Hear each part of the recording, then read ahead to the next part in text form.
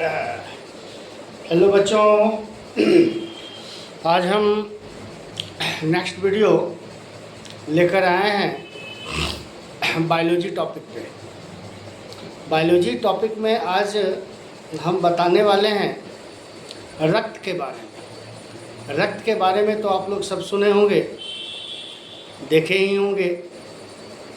हमारे बॉडी में जो है रक्त होता है, खून होता है, और यह बॉडी के लिए बहुत ही इम्पॉर्टेंट है, very important parts in our body. ये हमारे शरीर के लिए बहुत ही ज़रूरी है। ब्लड का लेवल थोड़ा सा भी डाउन हो जाना, इट मीन्स शरीर में कमजोरी, बेचैनी उत्पन्न करता है। यह जो है हमारे शरीर का एक बहुत ही महत्वपूर्ण पदार्थ है। इसलिए बॉडी में जो है रक्त का होना नितांत आवश्यक है। एक लिमिट मात्रा में जो है ब्लड होना ज़रूरी है ना। अगर ब्लड ना हो तो हमारा बॉडी चल नहीं पाएगा, हमें एनर्जी मिल नहीं पाएगा, है ना। तो अब हम ब्लड के बारे में देखेंगे कि ब्लड एक तरल पदार्थ है और ब्लड के कितने प्रकार हैं, ब्लड कितने तरह के होते हैं। ऐसे तो हम साधारणतः ब्लड को हम लोग जानते हैं कि ब्लड का कलर जो है लाल होता है ना। लेकिन ऐसी बात नहीं है। इसमें जो है लाल रंग का दिखता है, लेकिन इसमें कई कंपोनेंट हैं। So many kinds of component are mixed in blood, और हर कंपोनेंट का जो है पार्ट्स अलग अलग है। हर कंपोनेंट्स का जो है कार्य अलग अलग है। तो कार्य के आधार पर ब्लड को जनरली 3 पार्ट्स इसमें पाए जाते हैं। वो पार्ट्स है लाल रक्त कणिका। लाल रक्त कणिका it means red blood cell, red blood corpuscles. दूसरी तरह का है WBC। W means white, B means blood, C means corpuscles means cell, मतलब वाइट ब्लड सेल। और तीसरा तरह का कंपोनेंट है थ्रोम्बोसाइट। क्या है? थ्रोम्बोसाइट। ये तीनों का होना बहुत ज़रूरी है, और तीनों का हमारा बॉडी में अलग अलग तरह के कार्य हैं। जैसे पहला हम देखेंगे लाल रक्त कणिका, जिसे हिंदी में कहते हैं लाल रक्त कणिका। लाल रक्त कणिका इट मीन्स लाल रक्त कणिका it means red blood cell. It means red blood cell, यानी कि ब्लड का जो कलर हमें लाल दिखाई देता है वो रेड ब्लड सेल के कारण ही दिखाई देता है। यानी कि रेड ब्लड सेल का जो निर्माण होता है हीमोग्लोबिन के कारण होता है, और हीमोग्लोबिन के कारण ही ब्लड का कलर लाल होता है। अगर बॉडी में हीमोग्लोबिन को निकाल दिया जाए तो ब्लड का कलर लाल नहीं होगा, ब्लड का कलर चेंज हो जाएगा, है ना। तो ब्लड का कलर लाल होने का वजह है, मुख्य वजह है हीमोग्लोबिन। हीमोग्लोबिन के कारण ही ब्लड का कलर लाल होता है, और लाल रंग होने के कारण ही इसको जो है RBC कहते हैं, red blood cell. RBC red blood cell, यानी उसमें हीमोग्लोबिन पाया जाता है, और हीमोग्लोबिन मुख्यतः जो है आयरन का बना होता है ना। आयरन से हीमोग्लोबिन का निर्माण होता है। इट मीन्स अगर इसका हम काम देखें, रेड ब्लड सेल का काम देखें, तो रेड ब्लड सेल का बहुत ही महत्वपूर्ण वर्क है हमारे बॉडी में, है ना। रेड ब्लड सेल का काम है हमारे बॉडी के अंदर, हमारा बॉडी के अंदर ऑक्सीजन को और कार्बन डाइऑक्साइड को, ऑक्सीजन और कार्बन डाइऑक्साइड को कैरी करने का काम रेड ब्लड सेल ही करता है। इट मीन्स हमारे लंग्स में जो ऑक्सीजन आता है, जो ऑक्सीजन हम लोग जो है रेस्पिरेशन प्रोसेस से जो है रिसीव करते हैं, उस ऑक्सीजन को जो है कैरी करने का काम, इट मीन्स डिफरेंट सेल में पहुंचाने का काम। क्योंकि हर सेल में हमें एनर्जी चाहिए, हर सेल में एनर्जी रिलीज होता है, प्रत्येक सेल में जो है एनर्जी रिलीज होता है, और एनर्जी रिलीज होने का एक ही कारण है ऑक्सीजन जाना। जब तक सेल में ऑक्सीजन नहीं पहुंचा, क्योंकि सेल में ऑलरेडी पहले से ग्लूकोज पहुंचा हुआ है, ग्लूकोज ऑलरेडी अवेलेबल है। यानी कि हम लोग जो खाना खाएं, भोजन किए, भोजन के दरमियान में जो ग्लूकोज का निर्माण हुआ वो ऑलरेडी डिफरेंट सेल में चला गया, और डिफरेंट सेल में चला जाने के कारण वहाँ ऑलरेडी जो है सेल के अंदर ग्लूकोज प्रेजेंट हो जाता है। अब ग्लूकोज जो है एनर्जी रिलीज तभी करेगा जब तक कि उस पर ऑक्सीजन ना आए। यानी कि ऑक्सीजन को ढो कर लाने का काम, कैरी करने का काम हमारा क्या कहते हैं, रेड ब्लड सेल ही करता है, यानी हीमोग्लोबिन ही करता है। हीमोग्लोबिन ही जो है लंग्स से जो ऑक्सीजन है, ऑक्सीजन को कैरी करके डिफरेंट सेल में पहुंचाता है ना। और डिफरेंट सेल में ऑक्सीजन जैसे ही पहुंचा, वहाँ वो ऑलरेडी पहले से जो है ग्लूकोज अवेलेबल है, ग्लूकोज और ऑक्सीजन रिएक्ट करके हमें एनर्जी रिलीज हुआ, है ना, और हमें ऊर्जा मिला, हमारे बॉडी के लिए ऊर्जा मिला, हम लोग ताकत अनुभव किए, हम लोगों को काम करने के लिए ऊर्जा चाहिए, वो ऊर्जा जो है डिफरेंट सेल में ही रिलीज हुआ और हमें एनर्जी मिला। फिर ये एनर्जी रिलीज होने के दरमियान, रिलीज यानी ऑक्सीजन और ग्लूकोज, ऑक्सीजन और ग्लूकोज जब रिएक्ट करता है, रिएक्ट करने के दरमियान हमें एनर्जी रिलीज हुआ, और एनर्जी रिलीज होने के फलस्वरूप कुछ बाय प्रोडक्ट बनते हैं, कुछ जो है क्या बनते हैं, बाय प्रोडक्ट बनते हैं। बाय प्रोडक्ट के रूप में वाटर बनते हैं, जो कि हमारा स्वीट ग्लैंड के माध्यम से वो बाहर निकल जाता है, और वेस्ट प्रोडक्ट के रूप में CO2 बनते हैं। CO2 इट मीन्स हुआ कार्बन डाइऑक्साइड। कार्बन डाइऑक्साइड जो है वेस्ट प्रोडक्ट है, वेस्ट मटेरियल है। वेस्ट मटेरियल जो है अब शरीर को बाहर निकालना है ना, तो सेल के अंदर से तो जो है CO2 बाहर निकलेगा नहीं, तो वो जो है फिर हीमोग्लोबिन ही, हमारे ब्लड का जो रेड सेल है, रेड ब्लड सेल है, यानी हीमोग्लोबिन ही जो है दोबारा उस कार्बन डाइऑक्साइड को कैरी करके हमारे लंग्स तक लाता है, और लंग्स के बाद जो है वो हम रिस्पिरेशन के थ्रू जो है हम CO2 को बाहर कर देते हैं। ठीक है, अंडरस्टैंड। तो ये हुआ रेड ब्लड सेल का काम, रेड ब्लड सेल का वर्क कितना महत्वपूर्ण है। रेड ब्लड सेल समझ में आ गया। ये जो ब्लड हम लोग जो है लाल कलर का दिखते हैं, वो हम लोग सिंपली समझते हैं कि वो ब्लड है भाई, वो लिक्विड है, हमारे बॉडी में पाया जाता है, लेकिन कितना काम है वो समझ गए होंगे। ये रेड ब्लड सेल का क्या वर्क है, क्या फंक्शन है। ठीक है, तो ये हुआ रेड ब्लड सेल का फंक्शन। अब हम लोग नेक्स्ट देखेंगे, next component of blood is WBC। WBC it means white blood cell, white blood corpuscles. ठीक है, तो वाइट ब्लड सेल उतना ही जरूरी है, उतना ही महत्वपूर्ण है जितना महत्वपूर्ण हमारा रेड ब्लड है। It means red blood cell है, इट मीन्स RBC है ना। RBC का जितना महत्व हमारे बॉडी के लिए है, उतना ही महत्वपूर्ण हमारे बॉडी के लिए जो है WBC का काम। बट WBC का क्या वर्क है, तो WBC का वर्क है हमारे बॉडी को जो है रेसिस्टिविटी प्रदान करता है, यानी कि हमारे बॉडी को जो है ऐसा रेसिस्ट तैयार करता है कि बाहरी वायरस, बाहरी बैक्टीरिया, बाहरी जो है माइक्रो ऑर्गेनिज्म को बॉडी के अंदर इंटर करने नहीं देता है। यानी कि कहने का मतलब हुआ WBC को जो है हम लोग शरीर का सिपाही भी कहते हैं, यानी कि वो हमारे लिए सोल्जर का काम करता है, वो हमारे लिए सिपाही का काम करता है, वो हमारे लिए रक्षा का काम करता है। इट मीन्स अगर हमारे बॉडी में कोई भी बैक्टीरिया, वायरस हमारे बॉडी में इंटर करना चाहे, चाहे जैसे कि सपोज दैट आपके बॉडी में कोई पार्ट्स जो है हमें छिल गया, कट गया, ब्लीडिंग होने लगा, तब ब्लीडिंग होने लगा, इट मीन्स वहाँ वायरस बैक्टीरिया जो है अटैक करेगा, माइक्रो ऑर्गेनिज्म अटैक करेगा।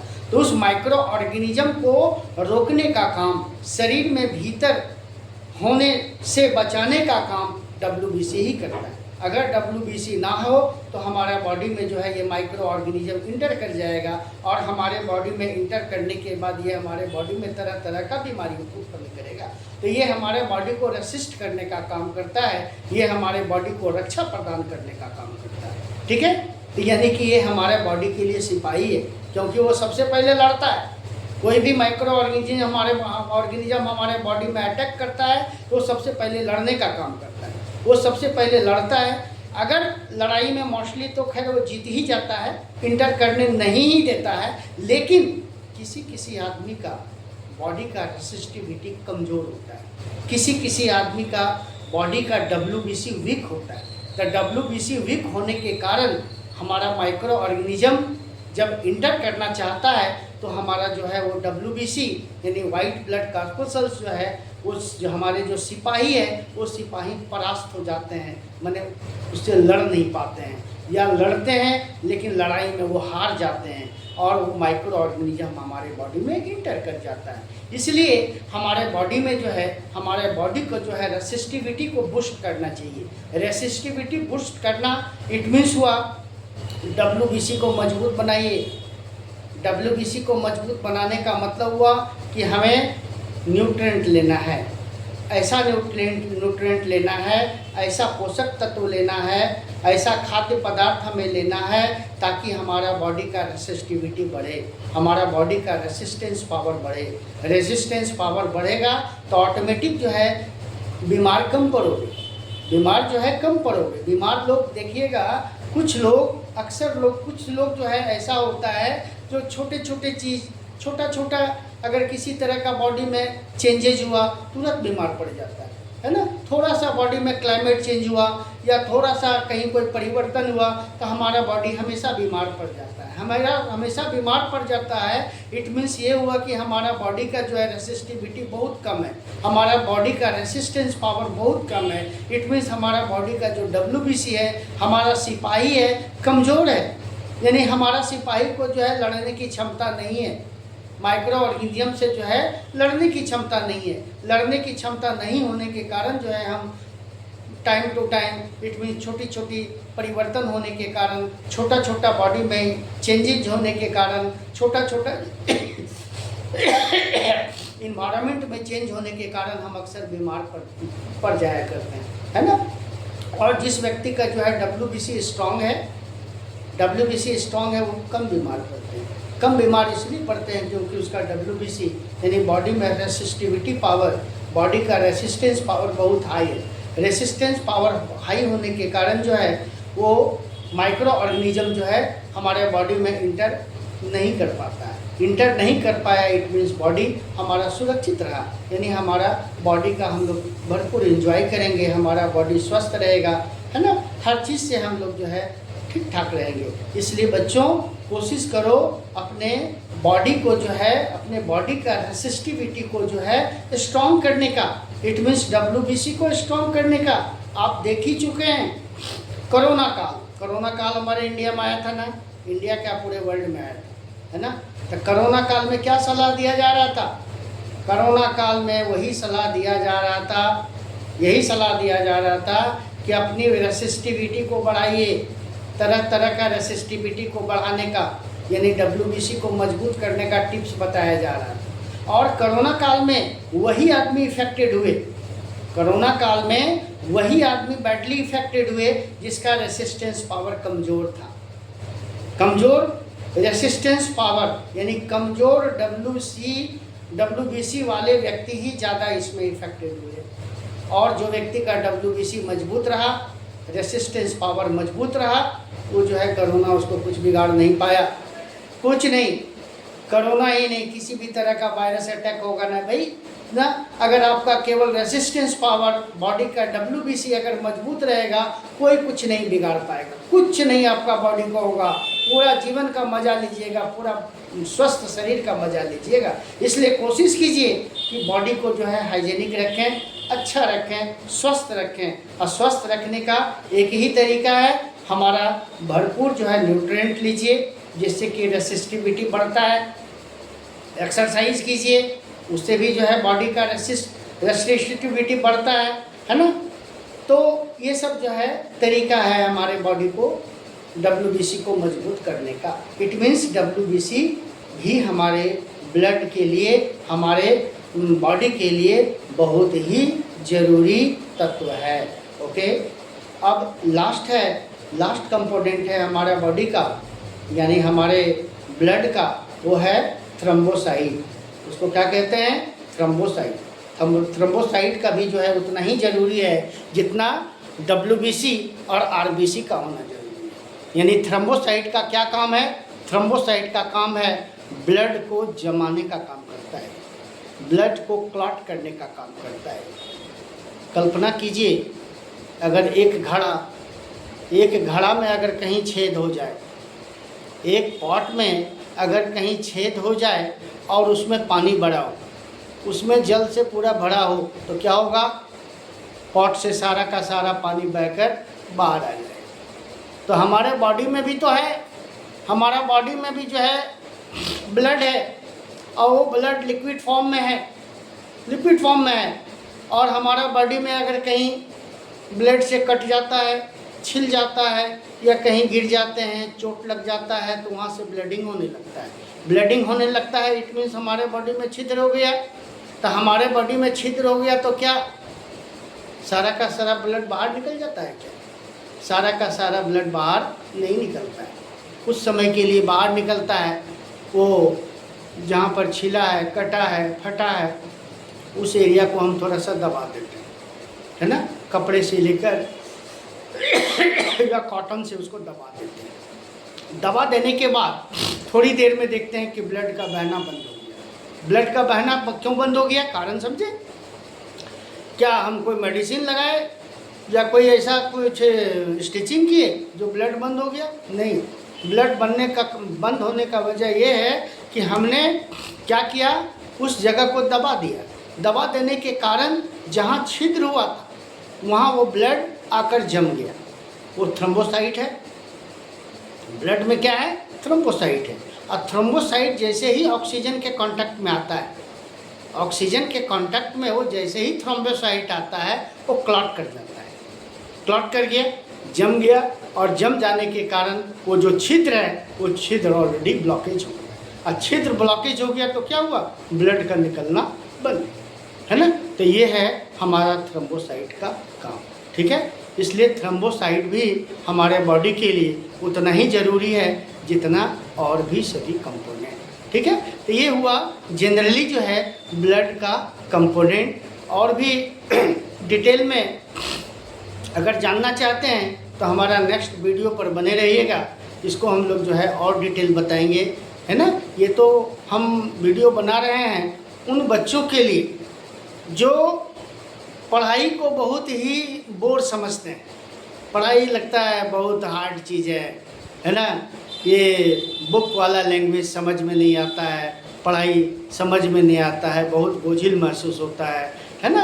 तो ये ऐसे बच्चे जो है इस तरह के वीडियो जो हम लोग जो एक्सप्लेनेशन करते हैं, ऐसा एक्सप्लेनेशन करने का कोशिश करते हैं कि बच्चे का दिमाग में ऑलरेडी वो चला जाए, और ऐसा चला जाए कि वो जीवन भर ना भूले, ठीक है। तो और भी हम एक्सप्लेन करेंगे। ब्लड का और भी वर्क है, और भी काम है। तो हम लोग जो है नेक्स्ट वीडियो में छोटा छोटा क्लिप हम लोग बना रहे हैं, 20 मिनट का, 25 मिनट का, आधा घंटा का। तो ये क्लिप में आप लोग बने रहिए और ये वेबसाइट में बने रहिए। तो आपको जो है ना डिटेल जो है सारा हम जो है समझा देंगे, सारा जो है ऐसा समझाएंगे कि आपका बिल्कुल आप फॉलो कीजिएगा, है ना। और हर चीज़ जो है छोटा छोटा टॉपिक लेकर के हम लोग क्लियर करेंगे। क्योंकि एक बार अगर हम मान लीजिए 1 घंटा का, 1.5 घंटा का, 2 घंटा का अगर वीडियो लेकर के आए, है ना, तो खुद स्टूडेंट ही बोर हो जाते हैं कि सर ये क्या बोल रहे हैं, समझ रहे हैं, कुछ होता है ना, कुछ बहुत ज़्यादा लंबे समय तक के लिए कोई चीज़ देख लीजिए तो आपका वो थोड़ा सा दिमाग जो है इधर उधर भटक जाता है, वो समझ में नहीं आ पाता। इसलिए छोटा छोटा करके देखिए, है ना। 20 मिनट, आधा घंटा का, है ना, ये वीडियो हम लेकर आते हैं और एकदम इजी लैंग्वेज में लेके आते हैं, है ना। ऐसा इजी लैंग्वेज में लेकर के आते हैं कि हर बच्चों का जो है वो अच्छी तरह से अंडरस्टैंडिंग हो जाए, है ना। और छोटा चीज़ को हम लोग जो है एक्सप्लेन एकदम इजी वे से करने का कोशिश करते हैं, ठीक है। तो नेक्स्ट वीडियो में और भी हम जो है ब्लड का जो है काम बताएंगे, ब्लड का और भी सारा जो है फंक्शन है वो बताएंगे, है ना। तो इस वीडियो में इतना ही तक रहने दीजिए, नेक्स्ट वीडियो में आप बने रहिएगा। Okay, thanks.